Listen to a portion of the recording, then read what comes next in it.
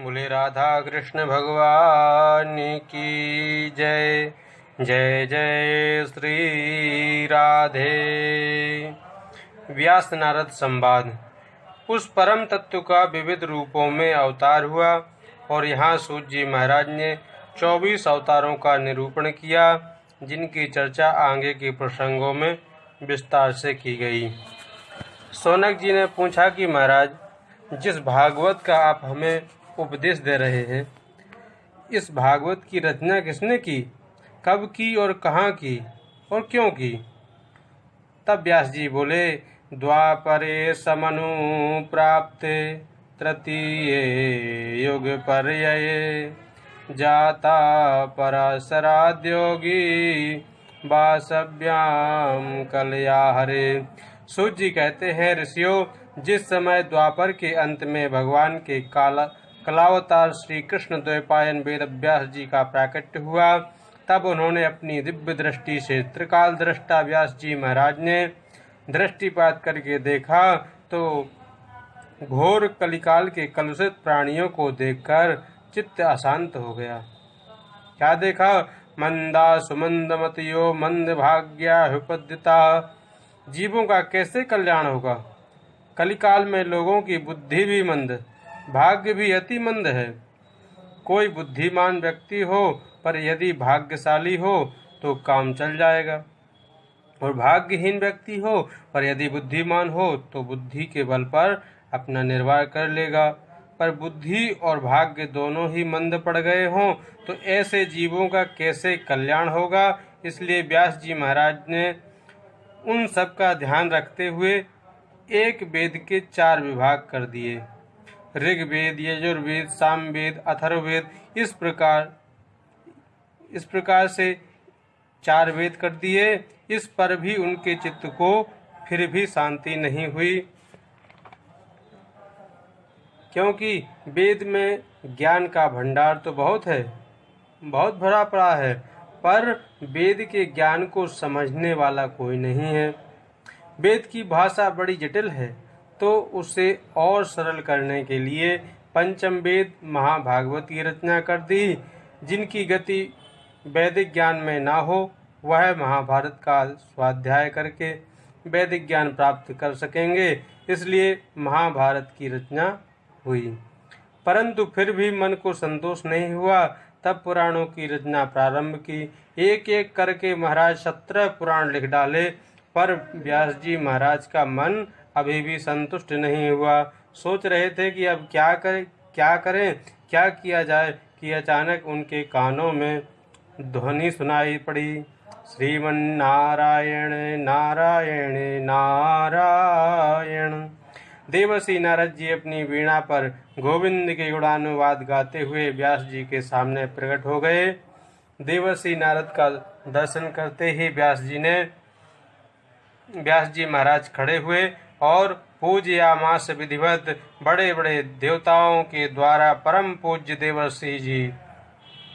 देवर्षि नारद जी का व्यास जी महाराज ने पाद्य, अर्घ्य, आचमन आदि के द्वारा विधिवत पूजन किया।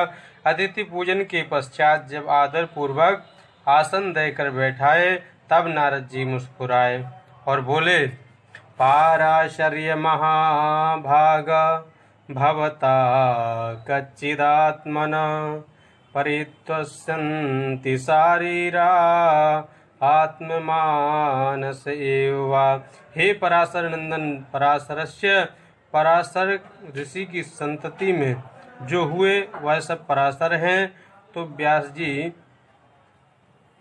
व्यास को नारद जी पराशर कहकर संबोधित कर रहे हैं। हे पराशर जी, आपका मुख मलिन सा क्यों दिख रहा है?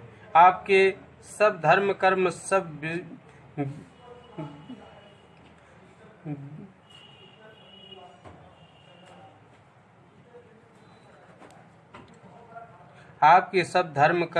सब विधि स्थिति तो चल रही है। आपके धर्म कर्म सब विविध विधि स्थिति तो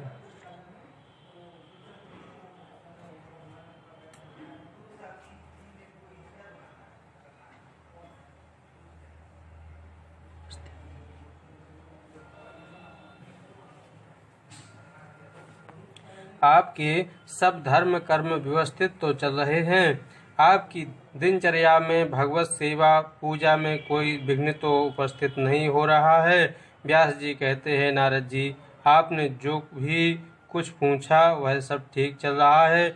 मेरा पूजा पाठ में कहीं कोई बाधा उत्पन्न नहीं हो रही।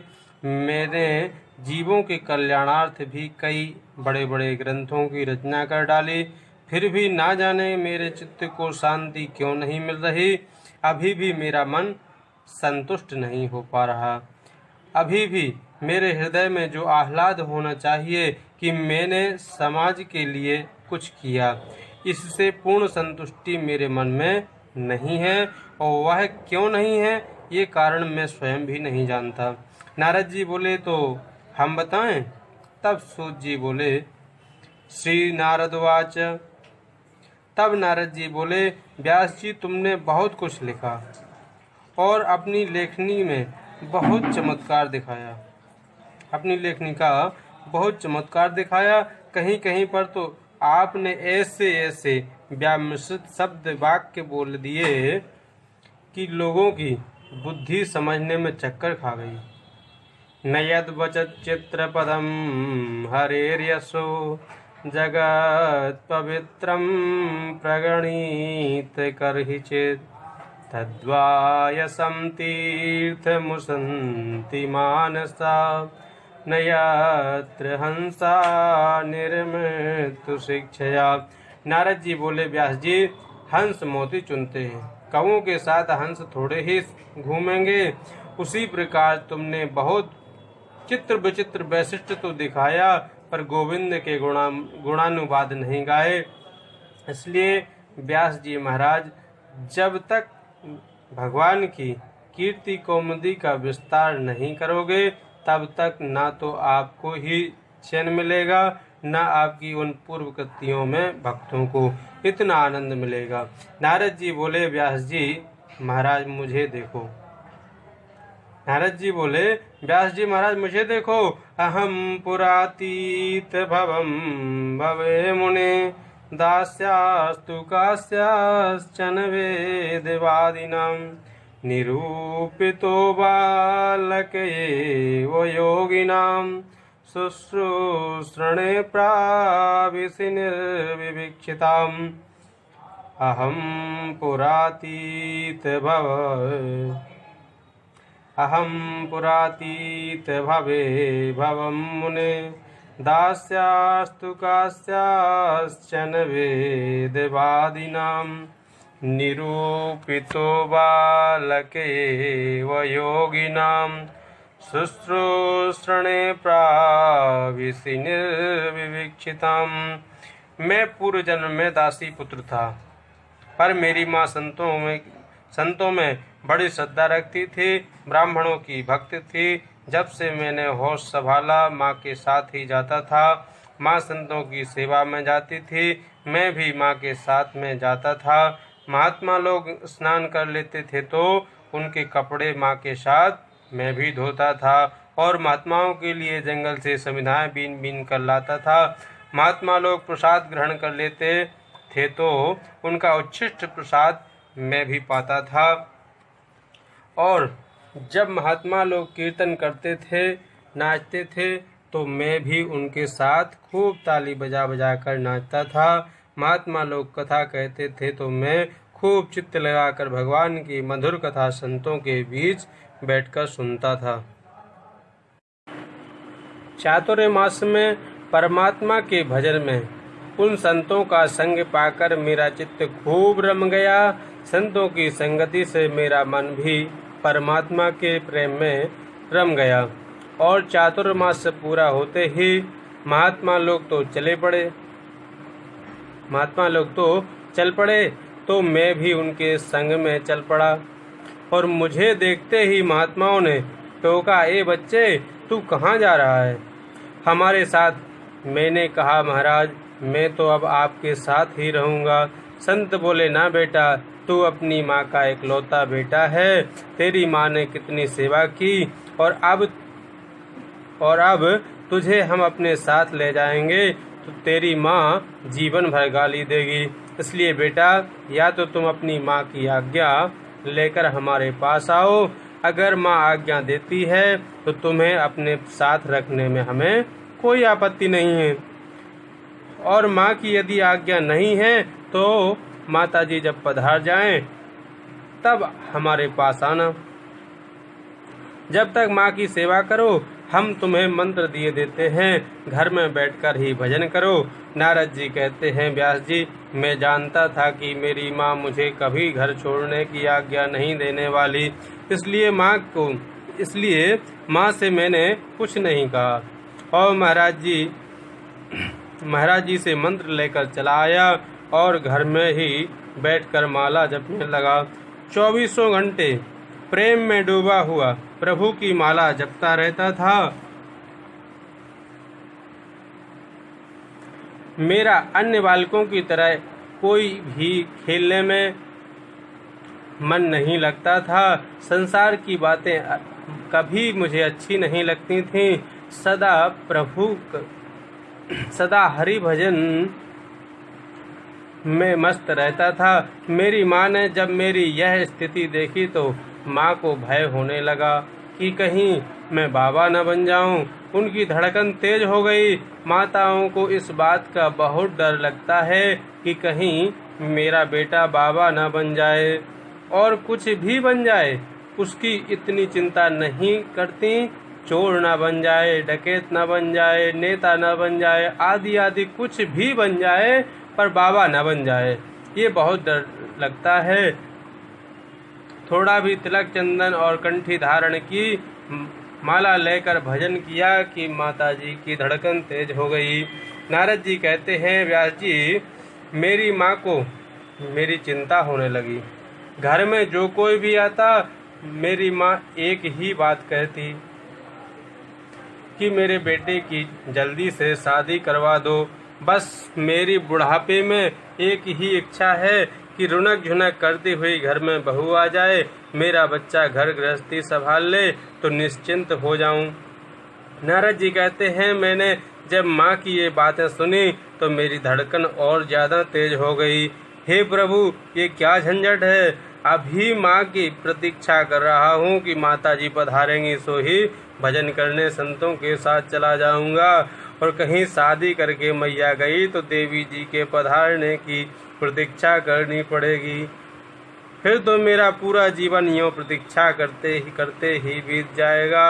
हे प्रभु, अब आप ही कुछ करो। ठाकुर जी ने ऐसी कृपा करी कि एक दिन सायंकाल का वक्त था।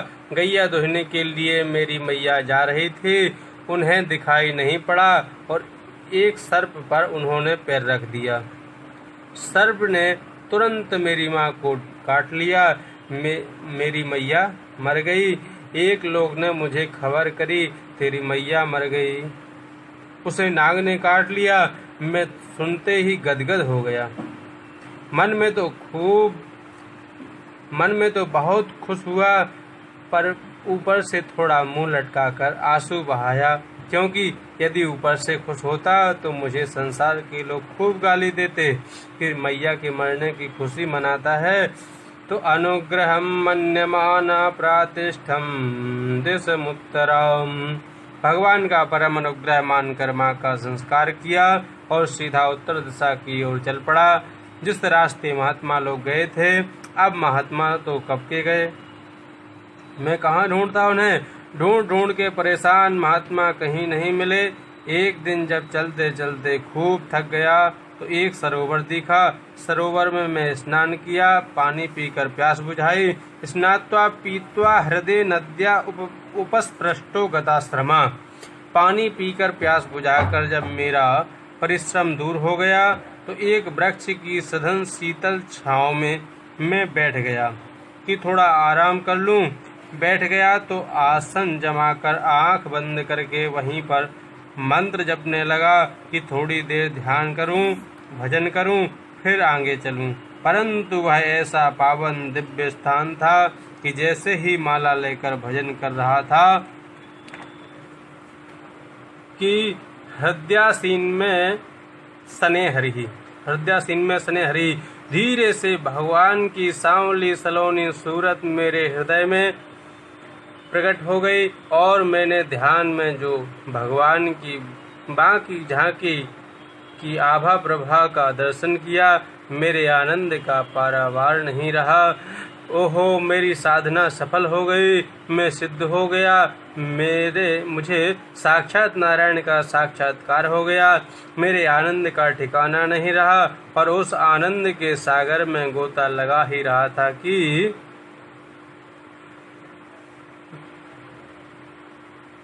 अगले ही क्षण वह छवि गायब हो गई। अब मेरे को बड़ी घबराहट हुई कि दिखते दिखते अचानक भगवान कहाँ भाग गए। मैंने फिर दोबारा आसन लगाया, फिर वही भजन किया, फिर ध्यान लगाया, लाख कोशिश की पर कुछ नहीं हुआ।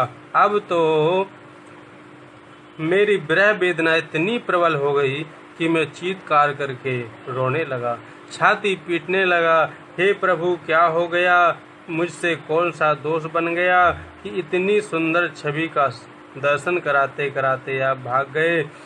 जब मैं बहुत बुरी तरह रोया तो अचानक मेरे कान में प्रभु की वाणी सुनाई पड़ी। अभिपक्व कसायाणम दुर्दर्शो हमको योगिनाम। आकाशवाणी ने कहा, अरे वत्स, अभी तुम परिपक्व योगी नहीं हुए हो, कच्चे हो। जब परिपक्व सच्चे योगी बन जाओगे तभी तुम्हें मेरा दिव्य दर्शन प्राप्त होगा। अभी तुम अनधिकारी हो, इसी प्रकार साधना करो, फिर तुम्हें हम मिलेंगे।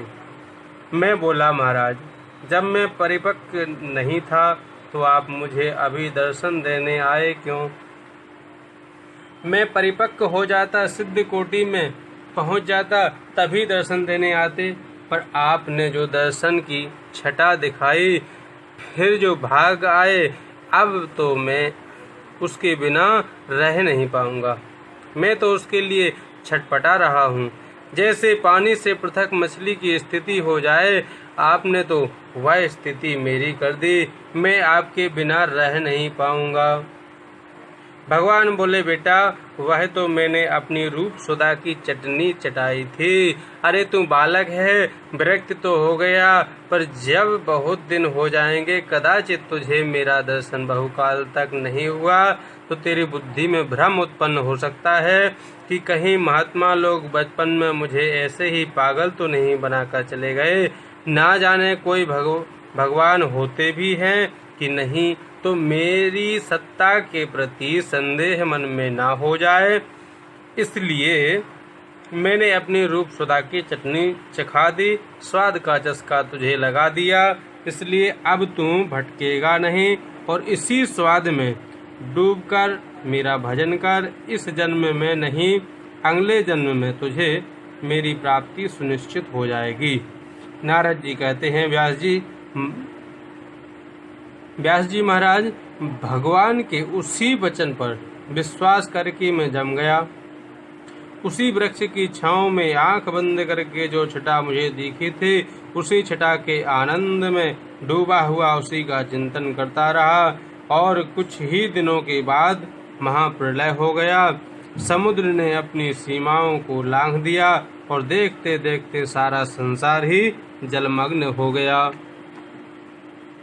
सारा संसार परमात्मा के उदर में विलीन हो गया। और जब उस परमात्मा ने पुनः इस संसार का सृजन किया तो उस दासी पुत्र नारद को अब की बार सृष्टि में ब्रह्मा जी का पुत्र बनाकर पैदा किया। व्यास जी महाराज, कहाँ दासी पुत्र नारद और कहाँ ब्रह्मा पुत्र हो गया। ये उन संतों के सानिध्य में भगवत सत्संग का ही चमत्कार है। चातुर्मास में संतों के संग ने आज मुझे भगवत रसिक बना दिया, कृष्ण दीवाना कर दिया। ब्रह्मा जी का बेटा बनकर भी मैंने उसी तत्व को पाने का प्रयास किया। जब देखो तब उसी का चिंतन और ध्यान करता रहा। संस्कार बस भजन करते करते यदि इस जन्म में ब्रह्म साक्षात्कार ना हो पाए और शरीर छूट जाए तो अगला जन्म जब होगा तो बाल्यावस्था से ही वह संस्कार तुम्हारे जागृत हो जाएंगे। जो काम पूर्व जन्म में अधूरा रह गया वह इस जन्म में फिर वहीं से प्रारंभ हो जाएगा। नारद जी कहते हैं, उसी प्रकार जन्म जन्मांतरों के संस्कार फलीभूत हुए कि मैं भी अपने प्रभु के गुण गणों का गान करते हुए उनका भजनानुरागी बन गया और उन्हीं के गुणों का गान करते हुए नाचने लगा। जय जय गोविंद गोविंद गोपाला, जय जय गोविंद गोविंद गोपाला। भज मुरली मनोहर नंद लाला, जय जय गोविंद गोविंद गोपाला, जय जय गोविंद गोविंद गोपाला। मेरो मुरली मनोहर नंद लाला, जय जय गोविंद गोविंद गोपाला। तो नारायण प्रभु के सामने ऐसा ठुमक ठुमक कर नाच नाच कर मैंने संकीर्तन किया कि प्रभु मेरे कीर्तन पर खुश हो गए, इतने प्रसन्न हो गए कि मुझे अपनी वीणा प्रदान कर दी और कहा कि तो नारायण प्रभु के सामने ऐसा ठुमक ठुमक कर नाच नाच कर मैंने संकीर्तन किया कि प्रभु मेरे कीर्तन पर खुश हो गए, इतने प्रसन्न हो गए कि मुझे अपनी वीणा प्रदान कर दी और कहा कि बेटा, इस वीणा पर मेरे गीतों का गायन करना, नाम का संकीर्तन करना और जगत में विचरण करना और मेरे नाम की महिमा का प्रचार प्रसार करना। व्यास जी तभी से वीणा पर उन्हीं के गीत गाता हुआ घूम रहा हूँ। प्रभु के नाम का चमत्कार देखो कि कहाँ दासी पुत्र था और आज ब्रह्मा का पुत्र बन गया, और नाम की महिमा का चमत्कार देखो कि जगत में सब जगह मेरी पूजा होने लगी। मानवों में जाऊं, दानवों में जाऊं या देवताओं में जाऊं, मेरी सर्वत्र पूजा होती है। ये मेरी पूजा नहीं है, वस्तुतः ये मेरे प्रभु के नाम की पूजा है, जिसने मुझे जगत पूज्य बना दिया। देवदत्ता मिमां वीणा स्वर ब्रह्मा विभूषितां, मूर्छित्वा हरिकथां गायमानश्चराम्यहम्। मैं उन्हीं के गीत गाता हुआ घूम रहा हूँ। व्यास जी, इसलिए आपसे निवेदन है कि गोविंद के गुणानुवाद गाओ, फिर देखो आपको कितना आनंद आता है और आपकी वाणी से भक्तों को कितना परम सुख प्राप्त होता है। प्रादेश मात्रम भवताम प्रदर्शितम, गोविंद के गुणानुवाद का संकेत भर कर दिया कि अब तुम विस्तार से सुनाओ। ऐसा कहकर नारद जी तो अंतर ध्यान हो गए। व्यास जी महाराज ने अपनी कमी का अनुभव कर लिया कि अभी तक मैं वक्ता बनकर सोच रहा था कि मैं बोल रहा हूँ, मैं लिख रहा हूँ, पर अब मैं वही लिखूँगा जो ठाकुर जी लिखवाएंगे, जो उनकी प्रेरणा होगी। परंतु तुरंत सरस्वती नदी में स्नान किया। स्नान करके जैसे ही व्यास जी महाराज अपने सम्यक्प्रास आश्रम में ध्यान मग्न होकर बैठे कि हृदय में भागवत की भागीरथी प्रकट होने लगी। गदगद कंठ से गोविंद के गुणानुवाद गाने लगे। व्यास जी गाते गए और गणेश जी महाराज लिखते गए। भगवत प्रेम में डूबे हुए श्री वेदव्यास जी महाराज ने ये पावन परमहंसों की संहिता प्रकट की। 18,000 श्लोकों की ये दिव्य संहिता तैयार हो तो गई। अब मन में विचार आया कि ये अमृत किसे परोसा जाए। जब परमहंसों की कथा है तो सबसे पहले किसी परमहंस को ही सुनाया जाए। ऐसा कौन है? ध्यान करते ही अपना बेटा याद आ गया, जो जन्म लेते ही परिव्राजक हो गया था। उस जैसा परमहंस कहाँ होगा? पर वह तो न जाने कौन सी गिरी गुफा में ध्यान लगाकर बैठा होगा। कहाँ ढूंढता फिरूं, तो अपने कुछ शिष्यों को बुलाकर भागवत के 2-4 श्लोक रटा दिए और कहा कि तुम इन श्लोकों को यत्र तत्र गाओ, गुनगुनाओ। शिष्यगण तब गाते हुए घूमने लगे। जहाँ पर निर्गुण ब्रह्म की सत्ता में श्री सुखदेव जी महाराज समाधिष्ठ थे, अचानक उनके कान में भागवत का श्लोक टकराया, जो कोई गुनगुनाता हुआ गाता जा रहा था। बर्हापीडं नटवरवपुः कर्णयो कर्णिकारं बिभ्रद्वासः कनककपिशं वैजयन्तीं च मालां रन्ध्रान् वेणोरधरसुधया पूरयन् गोपवृन्दै वृन्दारण्यं स्वपदरमणं प्राविशद गीतकीर्ति। मोर पंख धारण किए हुए माधव दिव्य पीताम्बर ओढ़े हुए बंसी बजाते हुए गायें चराते हुए ग्वालों से अपनी कीर्तन का श्रवण करते हुए वृंदावन में प्रवेश पा रहे हैं। जो ये श्लोक कान में पड़ा तो सुखदेव जी की समाधि खुल गई। वाह, ऐसे सुंदर मोर मुकुट बंसी वाले का तो दर्शन हम भी करेंगे। क्या अद्भुत छटा है, क्या प्यारी झांकी है, देखने योग्य है। चलो चलकर देखते हैं। परंतु विचार बदल गया। अरे, जो इतना सुंदर है, इतना मधुर है, वह आवश्यक नहीं कि उतना ही सरल भी हो। कहाँ कहाँ ढूंढता फिरूं, मिलेगा कि नहीं। फिर भी मिल भी गया तो स्वीकार करेगा कि नहीं, मुझे अपनाएगा कि नहीं। जो सुंदर है वह स्वभाव से भी सुंदर हो, इसकी कोई गारंटी नहीं। तब अपने चित्त को रोका और पुनः अपने ब्रह्म चिंतन का प्रयत्न करने लगे। उस रूप सुधा के प्रति अपने मन में जो खिंचाव पैदा हुआ उसे रोकने का प्रयत्न करने लगे। पर जैसे ही ब्रह्म चिंतन करने का प्रयास करते हैं कि मोर मुकुट बंसी वाला चित्र में प्रकट हो जाता है। स्वभाव के प्रति संदेह हो रहा था कि तब तक व्यास जी के उस चेला ने दूसरा श्लोक गुनगुना दिया। इस दूसरे श्लोक में भगवान के स्वरूप का वर्णन है। अहो वकीयं स्तनकालकूटं जिघासयापाययदप्य साध्वीं लेभे गतिं धात्र्युचितां ततोऽन्यं कं वा दयालुं शरणं व्रजेम।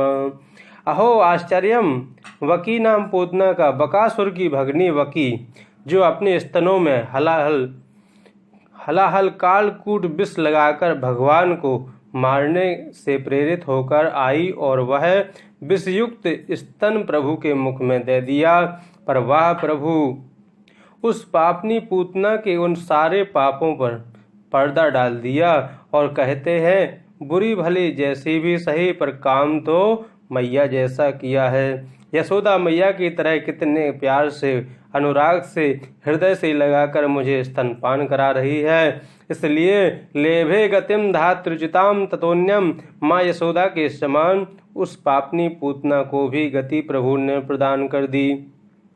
कम्बा दयालुम शरणम ब्रजेमा, कौन ऐसा अभागा होगा जो ऐसे परम कृपालु परम दयालु प्रभु की शरणागति स्वीकार न करे, उनकी शरण में आना ना चाहे। जो सुखदेव ने सुना, वाह, इतने प्यारे, इतने सुंदर, इतने मधुर होने के साथ साथ इतने सरल और इतने सुगम, इतने सहज, ऐसा तो कोई हो ही नहीं सकता। बस अपने आप को रोक नहीं पाए। हरे गुणाक्षेप्त मतिर भगवान बादरायणी अद्यगान महदाख्यानम नित्यम विष्णु जनप्रिय। हरि का अर्थ हरण करने वाला। उस हरि ने इसका चित्त भी हर लिया। चुंबक की तरह चितचोर माधव के चरणों में चिपक गया, खिंचे चले आए। अरे भैया, बड़े प्यारे प्यारे श्लोक गुनगुनाए, जरा दो चार और सुना दो। शिष्यगण बोले, हमें तो दो ही आते हैं और दोनों सुना दिए। और ज़्यादा आनंद लेना है तो हमारे गुरुदेव के पास ऐसे ही दिव्य 18,000 श्लोकों की पावन संहिता है। ओहो, कहाँ है? आओ हमारे साथ। आत्मा रामस्य मुनयो निर्गंथ्या अप्युरुक्रमे कुर्वन्त हे दुखीं भक्ति नित्यं भूत गुणो हरि। सूत जी महाराज कहते हैं, ऋषियों, गोविंद के गुणानुवाद ही इतने दिव्य हैं कि किसी का भी मन खिंच जाए। चुंबक की शक्ति जितनी अधिक होगी, लोहा उतनी ही शीघ्रता से खिंचेगा। थोड़ा बहुत गंदगी भी लगी हो तो भी चुंबक खींच लेता है, और कहीं विशुद्ध लोहा हो तो फिर कहना ही क्या है। जिस लोहे में बहुत ही ज्यादा गंदगी लगी हो, मोटी मोटी कीचड़ की परत लगी हो, अनेक वस्त्रों से यह लिपटा हुआ यदि पड़ा हो, तो चुंबक शक्ति बहुत अच्छा काम नहीं करेगी। निरावरण होना चाहिए, कोई कपड़ा नहीं लिपटा हो, लोहे में बहुत ज्यादा कीचड़ न लगी हो, तो चुंबक तुरंत खींच लेगा, प्रभावशील होगा। ऐसे ही गोविंद के गुणानुवाद चित्त को खींचते हैं, पर चित्त शुद्ध हो, उसमें दुर्वासनाओं के वस्त्र न लिपटे हों। सुखदेव जी का चित्त तो परम विशुद्ध है, इसलिए खिंच गया, चिपक गया, अपने आप को रोक न सके, निर्गंथ थे। सारी ग्रंथियां जिनकी खुल चुकी थीं, अज्ञान की भी ग्रंथियां होती हैं। अविद्या, स्मृता, राग, द्वेष, अविनिमेष, ये अज्ञान की ग्रंथियां हैं जिनके जीवन से खुल चुकी हैं। इसलिए निर्गंथ अथवा संग्रह की भी ग्रंथियां जिनकी खुल चुकी हैं। बहुत से विरक्त भी कुछ न कुछ संग्रह की ग्रंथि बांधकर रखते हैं, पर सुखदेव जी के पास किसी प्रकार का कोई संग्रह नहीं है, कोई ग्रंथि इनके मन में नहीं। अरे और तो और कौपीन की ग्रंथि से भी रहित इनके तन पर लंगोटी भी नहीं है। संग्रह की भी कोई ग्रंथि नहीं, अथवा शिखा सूत्र की भी ग्रंथि नहीं। शिखा की ग्रंथि और सूत्र में भी ब्रह्मगाठ होती है। सारी ग्रंथियों से रहित हरि के गुणानुवादों ने ऐसे विशुद्धात्मा सुखदेव जी के उस पावन चित्त को खींच लिया। श्री वेदव्यास जी के पास श्री शुकाचार्य जी पधारे, चरणों में नमन किया। गुरुदेव, क्या ये प्रसाद हमें भी मिलेगा? अपने प्रिय पुत्र को पाकर प्रसन्नता से प्रमुदित हो उठे। श्री वेदव्यास जी महाराज, वाह, जिसके पीछे मैं पागलों की तरह पुत्र पुत्र कहकर भाग रहा था, धन्य है गोविंद के गुणानुवाद, जो आज खुद ही भागा हुआ मेरे पास आ गया। ये प्रभु के चरित्रों का ही तो चमत्कार है। बैठा कर अपने प्रिय पुत्र को भागवत संहिता प्रदान की, मधुर मधुर भागवत के श्लोक सुनाए। सुखदेव जी तो दीवाने हो गए। अब तक केवल परमहंस थे, आज से श्री परमहंस हो गए। अब तक निर्गुण सत्ता में चित्त परिनिष्ठित था, आज से सगुण साकार श्री राधा कृष्ण के परमोपासक बन गए। और वही भागवत संहिता को आत्मसात करने के बाद उन्हीं श्री सुखदेव जी महाराज ने अवसर आने पर परीक्षित के सामने परोस दिया। सुखदेव जैसे परमहंस 7 दिन तक उनके सामने बैठे रहे। जो गोदोहन काल से ज्यादा कहीं टिकने वाले नहीं है, वह 7 दिन तक लगातार परीक्षित को इस प्रकार से एक जगह बैठकर कथा सुनाते रहे। इसका कारण क्या है? परीक्षित ने भागवत क्यों सुनी? परीक्षित को ही सुखदेव जी ने पात्र क्यों बनाया? तब श्री सूत जी महाराज अब परीक्षित का चरित्र प्रारंभ करते हैं।